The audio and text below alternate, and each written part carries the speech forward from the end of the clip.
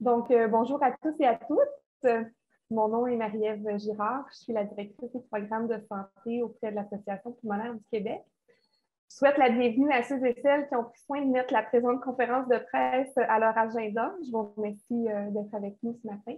Je tiens également à saluer et remercier de leur présence Mme Dominique Massy, directrice générale de l'Association pulmonaire du Québec, M. Mathieu Brossard, spécialiste en rayonnement auprès de Santé Canada, Dr. Jean-Claude Dessault, médecin conseil à la direction de la santé environnementale du ministère de la Santé et des Services sociaux, et finalement, M. Martin Robert, citoyen de la ville de Belleuil.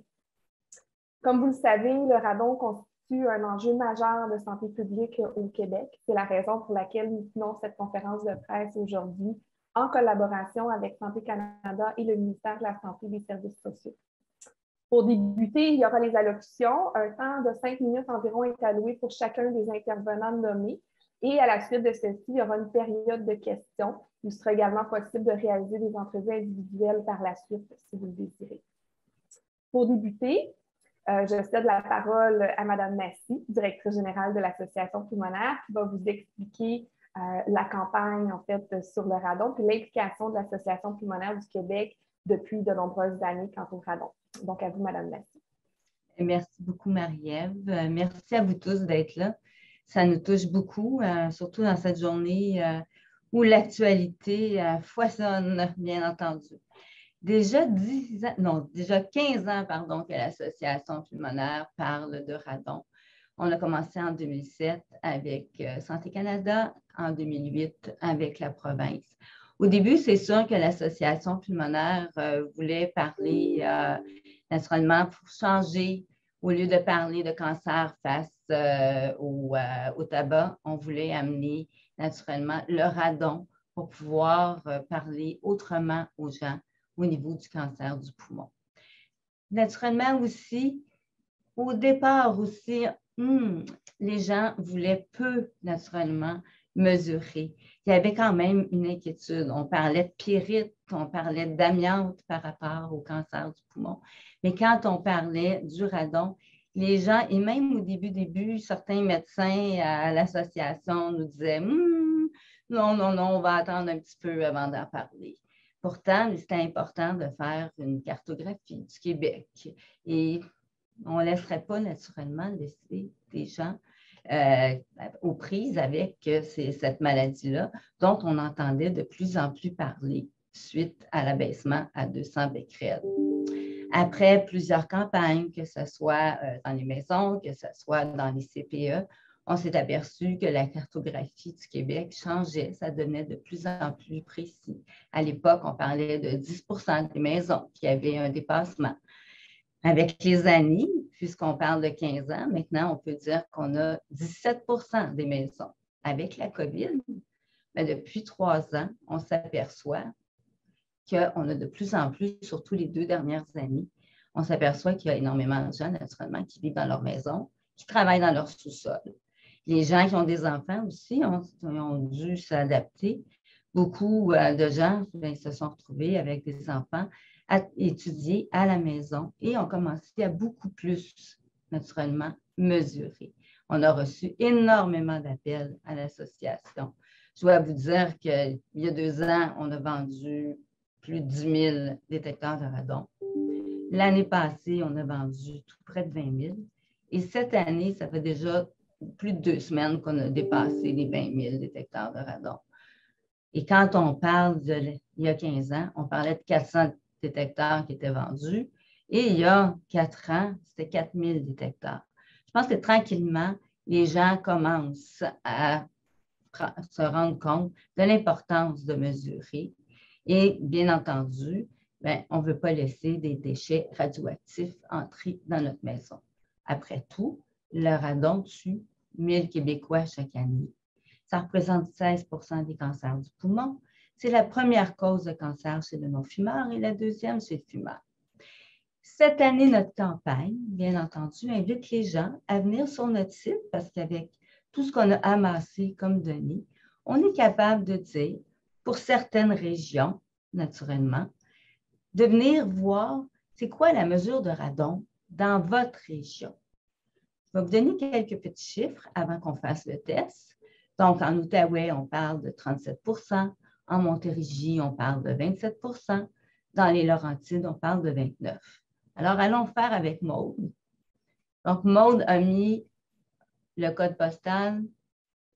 Ah, on est dans la région de Belleuil. Et on regarde et on se retrouve avec 25 % des demeures dans cette région-là. Donc, on vous invite à venir sur notre site Internet, poumonquebec.ca, et vous allez voir dans les régions la teneur en radon. Certaines régions n'y sont pas parce que nous n'avons pas assez de mesures. Donc, on vous invite encore à mesurer, bien entendu, parce que quand on parle de 20 000 détecteurs de radon, c'est une goutte d'eau dans l'océan. On est quand même pas mal plus que ça au Québec. Si vous avez des questions, n'hésitez pas. On a Marie-Ève Séguin au bureau qui répond à la ligne téléphonique et qui est une de nos spécialistes vraiment en radon. Et pour ce qui est de parler du radon aujourd'hui, on a quand même Santé Canada et la province qui va être là pour mieux répondre à vos questions. Je repasse la parole à Marie-Ève. Merci. Merci, Mme Massy. Donc, je cède maintenant la parole à M. Brossard, spécialiste en rayonnement chez Santé Canada, qui va vous expliquer plus en détail ce qu'est la problématique du radon et en quoi c'est le consiste. Bonjour tout le monde. Merci pour l'invitation. Donc, là, il y a tellement de choses qui ont été dites sur le radon, mais je sens le besoin de rappeler que le radon dans l'air, le radon, c'est naturel. C'est produit par l'uranium qu'il y a dans le sol. Ça, c'est naturel. Mais le radon qu'il y a dans l'air intérieur, le radon qu'on respire, lui, c'est un problème qui est créé par le bâtiment qui va le laisser rentrer puis l'accumuler à des concentrations là, qui peuvent être préoccupantes.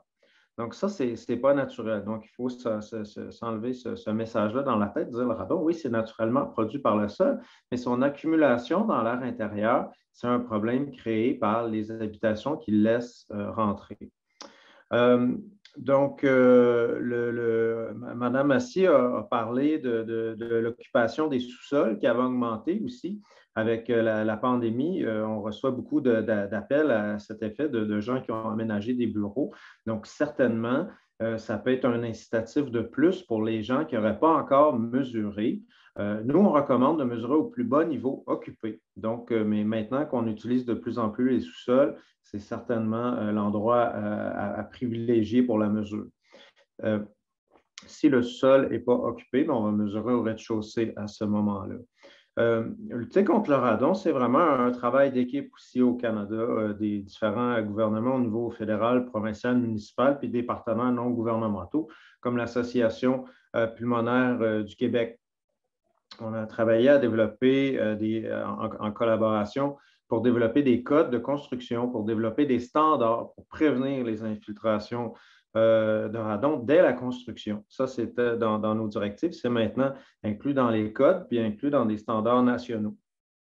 Donc, on travaille avec les régulateurs qui sont responsables d'appliquer ces mesures préventives-là dès la construction. Le printemps prochain, nous allons publier un guide d'action contre le radon à l'intention donc des municipalités, puis à l'intention des provinces et territoires. Donc ça sera à surveiller. Quelque chose que je sens l'obligation de rappeler aujourd'hui, c'est que la construction résidentielle de petits bâtiments au Canada, au Québec, c'est de compétences municipales. Donc, ce sont les municipalités qui ont le pouvoir de réglementer par voie de règlement municipal, de dire on va référer au Code national du bâtiment ou à l'article de prévention contre le radon ou aux standards. Pour les petits bâtiments résidentiels, donc les maisons, les jumelés, moins de 3 étages, moins de 8 logements, c'est de compétences municipales. Donc, il faut encourager les municipalités à appliquer ces réglementations-là. Il faut savoir aussi que lorsqu'une municipalité applique ce règlement, la maison neuve va être garantie par le nouveau plan de garantie au Québec, garantie construction résidentielle, qui est là depuis 2015. Donc, c'est quand même un avantage considérable de dire bien, la maison, maintenant, s'il y a une maison neuve qui a été construite avec des mesures préventives appliquées par la municipalité, bien, la maison va être garantie. Donc, ça, c'est vraiment un avantage pour vos citoyens qui est peu connu.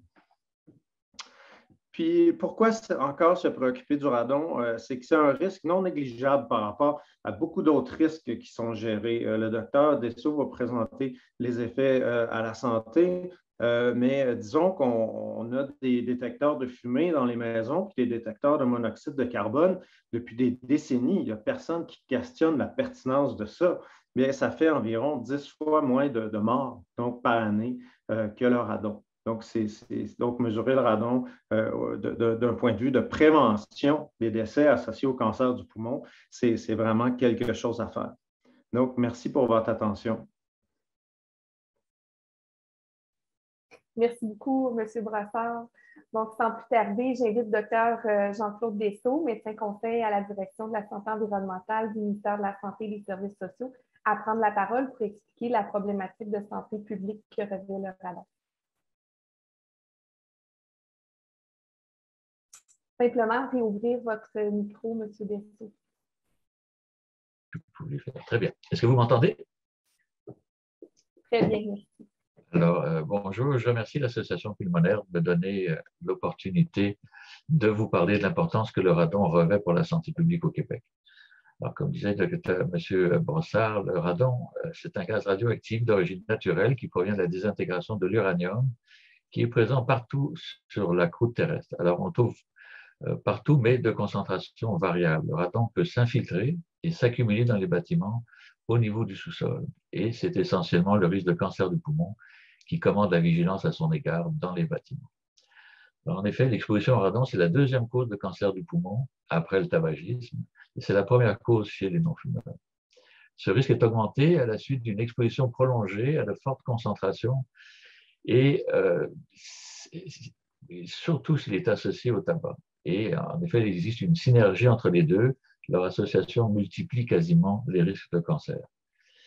On sait qu'il y a à peu près 16% des décès par cancer du poumon qui sont liés à l'exposition au radon, soit environ 1000 décès estimés pour l'année 2021 au Québec. On sait aussi que 10% des maisons québécoises dépassent la ligne directrice fédérale de 200 becquerels par mètre cube, selon l'enquête pan-canadienne effectuée par Santé Canada en 2012. Et les résultats obtenus par l'APQ, comme disait Mme Massy, sont plus élevés, vont beaucoup plus loin. Mais l'échantillonnage des maisons est un petit peu différent, ce qui peut expliquer les différences au niveau du pourcentage de maisons qui dépassent la ligne directrice. Alors, le ministère de la Santé et des Services sociaux du Québec a été un pionnier dans la lutte contre le radon au Canada.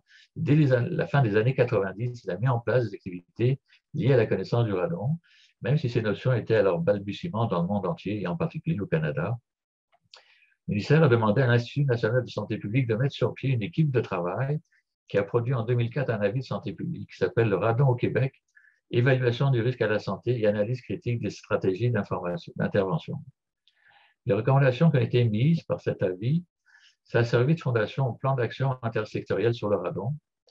Et l'avis recommandait en priorité deux options de gestion de risque qu'on jugeait à ce moment-là les plus prometteuses en termes d'efficacité et de faisabilité. La première, c'est l'adoption de mesures préventives dans le Code de construction du Québec. Et la deuxième, c'est le dépistage du radon dans les lieux publics comme les écoles, les garderies, les lieux de travail, parce que c'est un endroit aussi c'était efficace pour rejoindre beaucoup de personnes et diminuer leur risque d'exposition. Au Canada, le document a mené à la révision de l'abaissement de la ligne directrice canadienne. Elle était à 800 becquerels par mètre cube pour passer à 200 becquerels en 2007. Et la même année, le ministère de la Santé a formé un comité intersectoriel québécois sur le radon qui s'appelle le CIQR afin de mettre en œuvre le plan d'action intersectoriel. Alors ça vise évidemment à réduire les objectifs et de réduire le risque de cancer du poumon associé au radon dans l'air intérieur.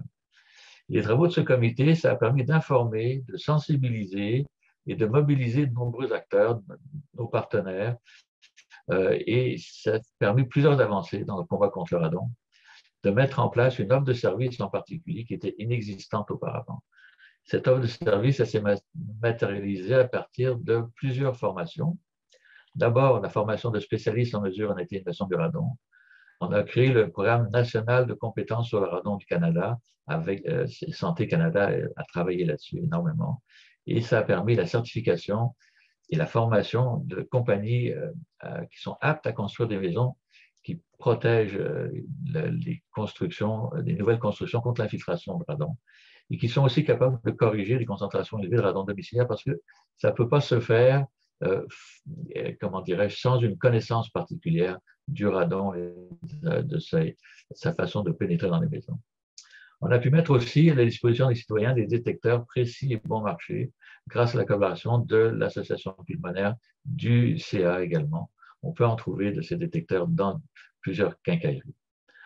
On a aussi mis en place des formations dans le secteur de l'achat et de la vente de maisons. Santé Canada et le ministère de la Santé ont participé à la mise sur pied d'une formation obligatoire sur le radon destinée aux courtiers de l'organisme d'autoréglementation du courtage immobilier au Québec, l'OACQ. Et notre comité intersectoriel a aussi mobilisé les décideurs de plusieurs ministères pour la mesure du radon dans les édifices publics. En premier lieu, le ministère de l'Éducation, qui en partenariat avec le ministère de la Santé, l'Institut national de santé publique et Santé Canada, a permis de lancer en 2011 une opération de dépistage du radon dans près de 4000 écoles au Québec, soit toutes les écoles publiques, primaires et secondaires, et inviter aussi les écoles privées à faire de même. Et ça, c'était une première au Canada. Les commissions scolaires ont fait les corrections nécessaires dans les écoles qui dépassaient la ligne directrice canadienne depuis ce temps-là. Et depuis, le ministère de l'Éducation a intégré dans la construction de ces nouveaux bâtiments des mesures de protection contre l'infiltration du radon.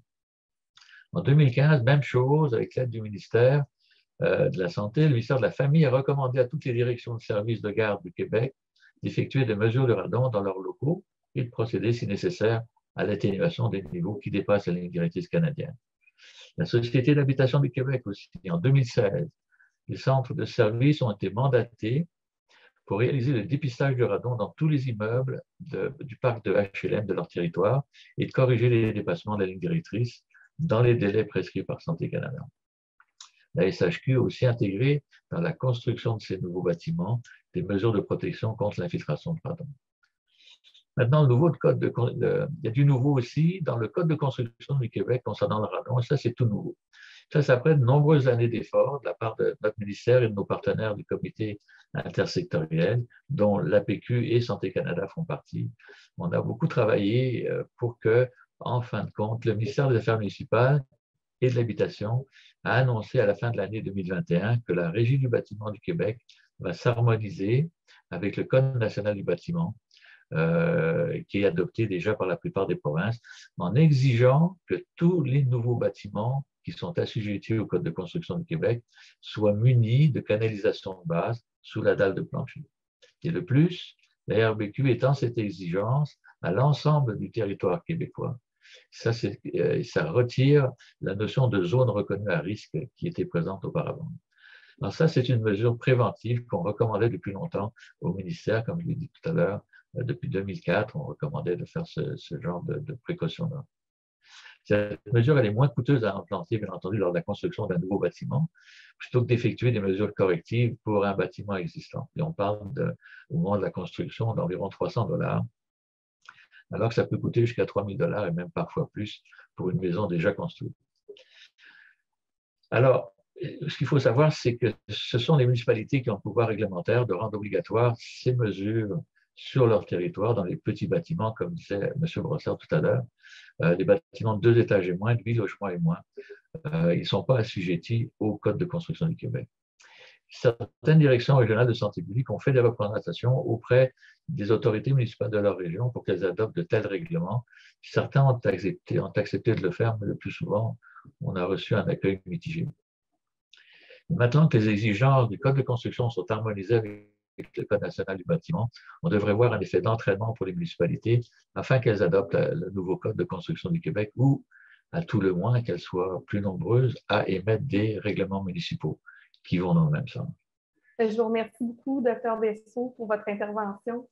Donc, finalement, j'invite M. Martin Robert, citoyen de la ville de Belleuil, aux prises avec une problématique de radon ayant nécessité des travaux d'atténuation afin qu'il puisse témoigner de sa réalité. Bonjour tout le monde. Donc, Martin Robert, je suis citoyen de la ville de Belleuil. Ça me fait plaisir de m'adresser à vous aujourd'hui. C'est moi, en fait, l'investigateur du reportage qu'il y a eu dans le cadre de l'émission La Facture concernant la problématique du radon. En fait, j'étais déjà au fait de cette problématique-là en 2015 quand on a acheté notre maison à Belleuil. On s'est informé des installations. Donc, on avait déjà l'installation de base qui était faite, mais il y avait pas de ventilateur d'installer. Et 2, 3 années plus tard, j'ai une voisine qui a voulu vendre sa maison. Elle avait aussi un système passif d'installer. Et puis, c'est à ce moment-là qu'elle s'est rendue compte, suite à la demande des nouveaux acheteurs, d'effectuer un test de radon, que sa concentration dépassait 3 fois la norme canadienne de 200 becquerels. Donc, elle a dû agir pour rectifier le problème rapidement et simplement. Donc, c'est quelque chose qui se règle quand même assez facilement. Et par la suite, elle a pu vendre sa maison. Donc, moi, par la suite, j'ai décidé de faire le test. Et puis, à ma grande surprise, je dépassais également la norme. Donc, j'étais à 437 becquerels par mètre cube. Et c'est à ce moment-là que j'ai décidé de faire appel à une entreprise spécialisée pour effectuer les travaux à la maison. Travaux qui ont été effectués très rapidement. Ça a pris une avant-midi. Et à ma grande surprise, le système que j'avais de tuyauterie n'était pas utilisable. Mon sous-sol était converti déjà en bigénération et le système existant, en fait, les tuyauteries ne pouvaient pas être utilisées.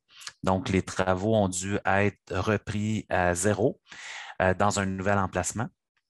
Et les coûts, ça a été somme toute quand même assez modique. Là. On parle de moins de 3 000 pour une installation qui est déjà en fait existante. Donc, c'est encore beaucoup plus simple de le faire dans une nouvelle construction quand les murs ne sont pas fermés. Et c'est effectivement pour ça que je milite aujourd'hui pour faire évoluer le code de construction, pour obliger l'installation du ventilateur qui ne devrait pas, selon moi, être une option parce qu'il peut y avoir des problématiques partout et c'est quelque chose qui est somme toute très simple à prévenir pour la santé. Je vous remercie beaucoup, M. Robert, d'avoir pris le temps là, de revisiter avec nous ce matin la problématique que vous avez vécue. Donc, c'est ce qui termine la période d'allocution. Si vous le voulez bien, nous allons maintenant procéder à la période de questions, si vous avez des questions. Donc, je vous invite à sélectionner l'icône de la main levée dans Zoom si vous souhaitez poser une question à l'un de nos intervenants. On a également avec nous ce matin M. Marcel Brocoupé, qui est un spécialiste en pose de mesures d'atténuation, donc qui puisse être en mesure de répondre également à vos questions. Donc, une fois que vous aurez levé la main dans Zoom, on pourra réactiver votre micro et simplement nous dire à quel intervenant s'adressent vos questions. Donc, M. Gamache. Bonjour, Simon Gamache-Fortin, TVA Nouvelles. Ma question serait pour M. Brassard et pour me répondre, juste question télé, si vous êtes capable de baisser un petit peu votre caméra, ce serait apprécié. Par rapport à la pandémie, là, vous avez parlé de l'occupation des sous-sols et avec les risques pour le radon. C'est quoi vos craintes là, au cours des prochaines années? Est-ce que vous pensez que les citoyens vont prendre les choses en main et aller chercher des tests et davantage voir s'il y a des concentrations de radon? Est-ce que vous pensez qu'il va y avoir des impacts à plus long terme sur la santé de cette situation-là? L'exposition au radon là, dans l'air de nos maisons avant la pandémie, c'était déjà la principale source d'exposition qu'on a dans l'air intérieur. Parce qu'on trouve plus de problèmes de radon dans les petits bâtiments comme les maisons que dans les grands bâtiments comme les écoles ou par exemple ou les lieux de travail. Donc, c'est sûr qu'avec la pandémie, l'occupation a beaucoup augmenté dans les maisons, l'occupation des sous-sols aussi. Donc, certainement, on recommandait avant la pandémie, on recommande encore, faites une mesure au plus bas niveau occupé de votre maison. C'est la chose à faire. Et si les concentrations sont trop élevées, dépassent la directive de 200, bien, il y a des solutions. Il y a des gens spécialisés en atténuation qui peuvent corriger le problème. Merci beaucoup. Je fais-tu droit à une complémentaire? Ben oui, certainement. Et justement, est-ce que par rapport au risque, M. Brassard, est-ce qu'on parle d'un risque d'exposition à long terme? C'est quoi le barème un peu? À notre connaissance, le radon augmente les risques de cancer du poumon sur plusieurs années d'exposition, plusieurs dizaines d'années d'exposition. Donc, par contre, c'est quelque chose à prendre. Le plus tôt on fait de la prévention dans la vie de quelqu'un, le mieux c'est. Donc, certainement, que les initiatives comme la mesure du radon dans les écoles, la mesure du radon dans les lieux de travail, quand on aménage dans une nouvelle maison, faire la mesure du radon, c'est des initiatives qu'il faut encourager. Le plus tôt on fait de la prévention, le mieux c'est. Mais c'est un risque à long terme. Merci beaucoup.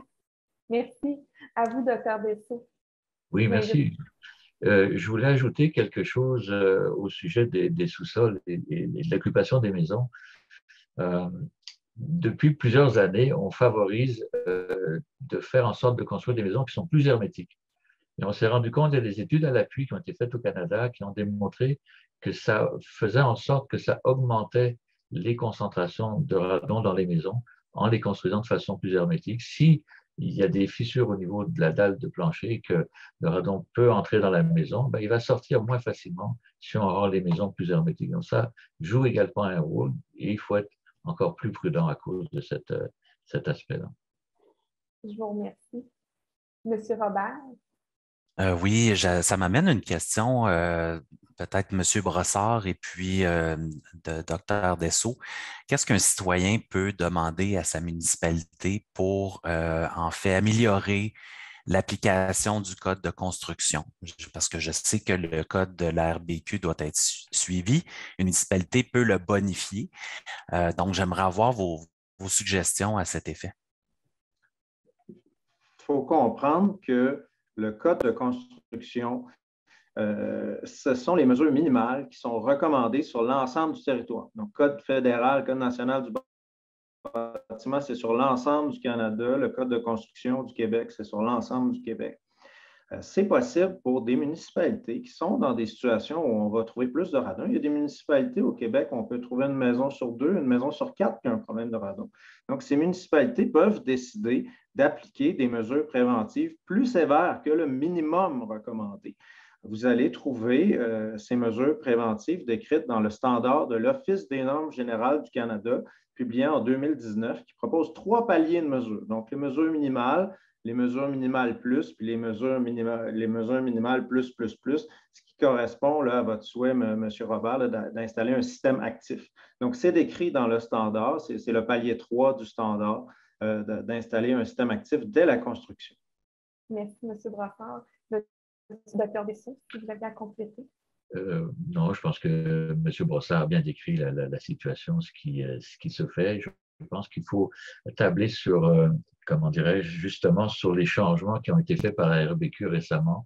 Et nous, au ministère, on va faire en sorte de favoriser justement le fait que les municipalités soient de plus en plus informées. C'est ce que fait la PQ aussi avec le programme actuel. Je pense que tout ça, ça va nous aider à sensibiliser les administrateurs, les directeurs généraux, les maires des municipalités à se préoccuper du radon. Et sachant maintenant que c'est devenu une orientation gouvernementale de faire en sorte de prévenir les infiltrations, de tenter de prévenir les infiltrations de radon au moment de la construction, ben les villes vont être ça va favoriser des actions au niveau des municipalités pour faire la même chose. Donc, soit adopter le Code de construction du Québec, mais ça peut prendre du temps, mais peut-être même adopter des règlements spécifiques pour le radon en dehors du Code de construction. Et ça, c'est toujours possible. La loi sur les municipalités leur permet de faire ça. Et c'est ce que, de notre côté, et vraisemblablement avec Santé Canada, avec l'association pulmonaire, on va favoriser, on va mettre des actions, des interventions à ce niveau-là. Donc, une fois de plus, à moins qu'il y ait d'autres questions, mais je ne vois pas d'autres mains levées, là. Donc, une fois de plus, je vous remercie tous et toutes de l'intérêt que vous portez face au radon et aussi d'avoir pris le temps d'être avec nous ce matin pour la conférence de presse. Je sais que le temps, c'est quelque chose de très précieux. On en manque beaucoup plus souvent qu'on en a de surplus. Alors, merci et je tiens à remercier encore une fois d'un merci spécial à Santé Canada et au ministère de la Santé et des Services sociaux pour leur soutien année après année. Donc, sur ces mots, je vous souhaite une excellente fin de journée. Merci.